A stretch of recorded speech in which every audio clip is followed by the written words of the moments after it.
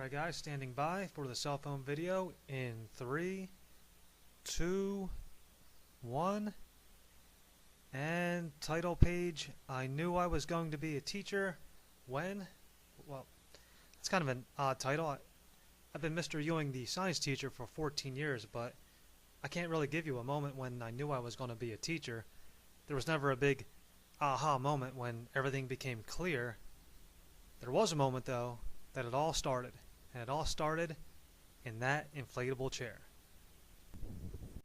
Not just any inflatable chair, the official inflatable chair of Super Bowl 34. You may remember Super Bowl 34 as the one where the Tennessee Titans almost beat the St. Louis Rams but came up just a yard short on the last play. So anyway, there I am in my chair watching this play happen, and I get a phone call from a very unexpected person. It was the dean from Temple University calling to invite me to the medical school, which was amazing. I mean, when I was an undergrad, I'd gotten meningitis and my GPA really suffered. But there he was inviting me to the school, so I surely wasn't going to argue with the guy. I started getting ready the very next day. I prepared like crazy. I read every book that I could get my hands on. I started looking at models of things like the skull and a skeleton. I even looked at models of fetuses. I studied fetuses, for God's sakes. In fact, I was ready. Well, except for the fact that I was flat broke. Turns out meningitis does a number on your finances, too. There was no way I could afford the tuition. I called the dean and convinced him to hold my spot for 1 year, just to let me save up some money. That's when I got another unexpected call. It was Clearview High School, and they were in a bind. They had too many kids, not enough teachers. They needed someone to come in and teach biology 2 periods a day for 1 year, and they needed to start in 2 days. Funny thing is, I'd never taken any education classes. None. I mean, sure, I had a biology degree, so I was qualified on biology, but I didn't even have a teaching certificate. Apparently it didn't matter.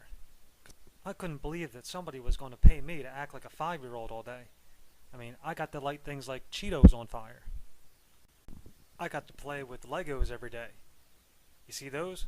Those are 2 glucose molecules combining to make cellulose. Wait a minute, hold on.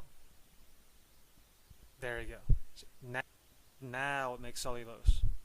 Anyway, to make a long story short, I fell in love with the job of teaching. And the kids were pretty happy too. At the end of the year, my mailbox was stuffed with letters. Letters like these. Let's see what we have. Here's one from Zach. I think he calls me, yep. He says, "Hey cuz." That's Zach. I think this one is this from Eric? Of course. "Yo bro, you funny." And what do we have here? I think this is from Lenny. Lenny doesn't say much. Lenny drew me a Snoopy. So, can't go wrong with a Snoopy, right? Now all this would have been great, except the year was over. My contract was up. And I wanted to be a teacher. I'd forgotten about being a doctor. I found myself at a rival school looking for a job. Thank God they called Clearview for a reference, because the next day, my old principal called me up to offer me a job they had created just for me.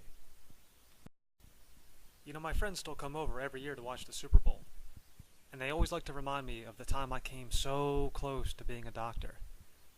And I like to tell them it's really the time that I came so close to missing out on a job that I really love.